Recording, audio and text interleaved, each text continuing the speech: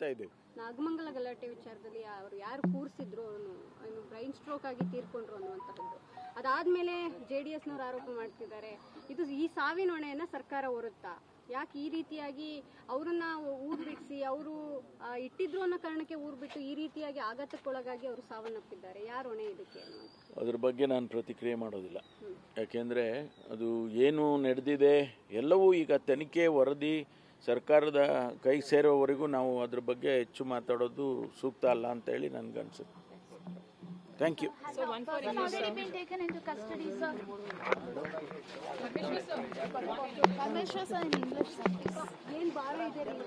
ಮಾಡ್ತಾ ಇದ್ದೇವೆ. ನಾಗಮಂಗಲ ಗಲಾಟೆ ವಿಚಾರದಲ್ಲಿ ಅವರು ಯಾರು ಕೂರಿಸಿದ್ರು ಅವನು ಬ್ರೈನ್ ಸ್ಟ್ರೋಕ್ ಆಗಿ ತೀರ್ಕೊಂಡ್ರು ಅನ್ನುವಂತಹದ್ದು, ಅದಾದ್ಮೇಲೆ JDSನವರು ಆರೋಪ ಮಾಡ್ತಿದ್ದಾರೆ ಇದು ಈ ಸಾವಿನ ಹೊಣೆಯನ್ನ ಸರ್ಕಾರ ಹೊರುತ್ತಾ, ಯಾಕೆ ಈ ರೀತಿಯಾಗಿ ಅವರನ್ನ ಊರ್ ಬಿಡಿಸಿ ಅವರು ಇಟ್ಟಿದ್ರು ಅನ್ನೋ ಕಾರಣಕ್ಕೆ ಊರ್ ಬಿಟ್ಟು ಈ ರೀತಿಯಾಗಿ ಆಘಾತಕ್ಕೊಳಗಾಗಿ ಅವರು ಸಾವನ್ನಪ್ಪಿದ್ದಾರೆ, ಯಾರು ಹೊಣೆ ಇದಕ್ಕೆ ಅನ್ನುವಂಥ ಅದ್ರ ಬಗ್ಗೆ ನಾನು ಪ್ರತಿಕ್ರಿಯೆ ಮಾಡೋದಿಲ್ಲ.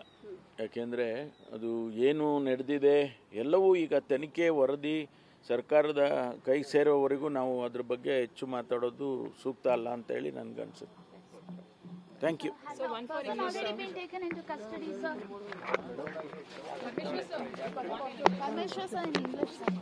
ಏನ್ ಭಾರ ಇದೆ